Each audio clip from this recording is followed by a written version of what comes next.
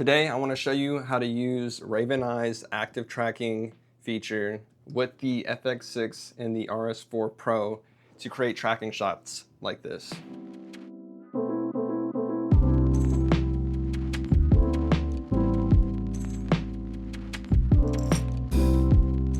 Alright, cool. So if you haven't already checked out my previous video on how I set up the FX6 with the RS4 Pro as far as balancing and things like that, go ahead and check out this video here. To set up the RavenEye with the FX6 and the RS4 Pro, the first thing you're going to need to do is flip this switch in the back, unlock it, and then put it back in the lock position so the bottom of the camera is facing forward.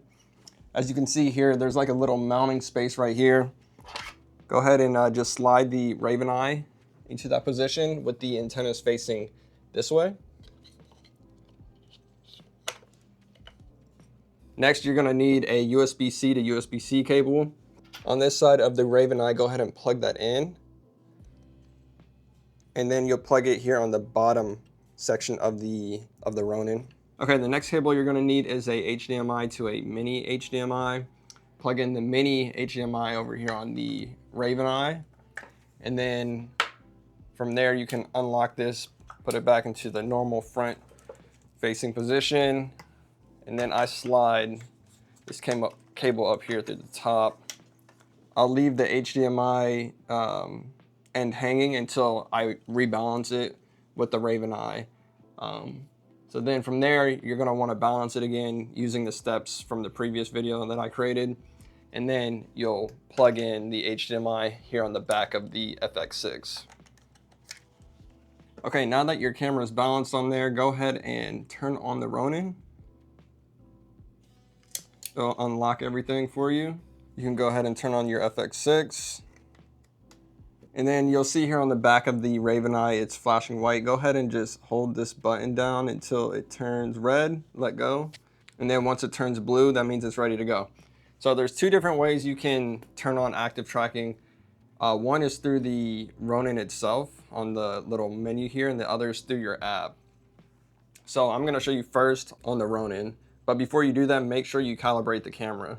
So we'll swipe up on here, hit the calibration button on the top left, start calibration, calibration complete. Okay, so we'll get out of that, go back. If you swipe right, you'll see the active track area, so it'll just show you what the camera is seeing. And on the bottom, you have the active track speed, which you can change by clicking on that. It goes from 0 to 30. I usually keep it around 20 or lower.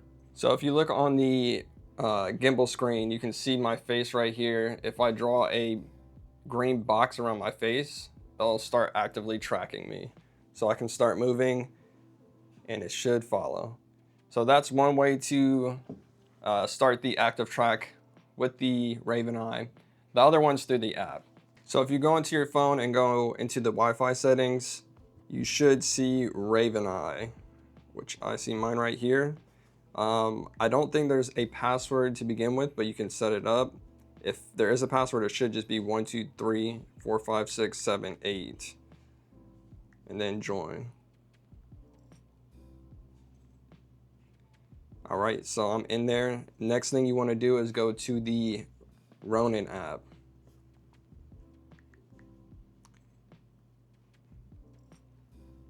And once you're in there, mine automatically connected. Okay, as you can see here on my screen, if I draw a box around my face, this is through the app, it's gonna automatically track me.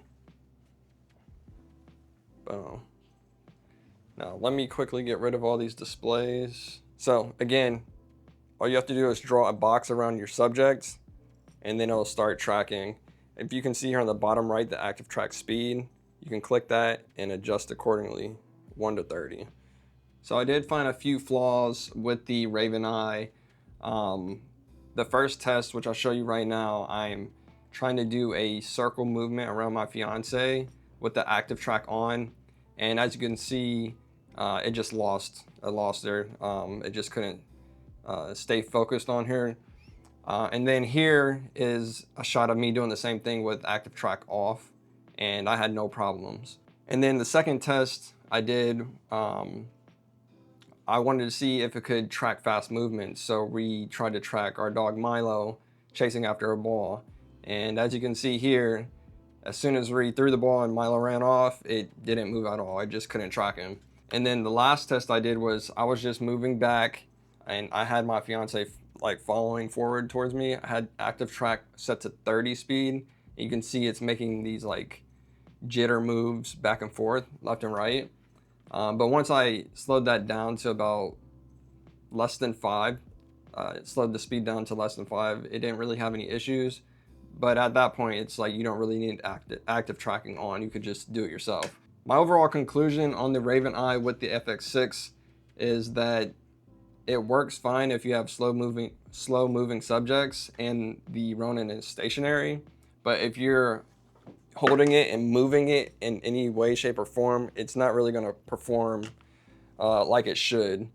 So, and even with the original clip of me just walking into the loft with my coffee, I had a few issues with it tracking me because I was walking too fast. But yeah, so that's going to be it for this video. That's how I set up the RavenEye with the FX6 and the RS4 Pro.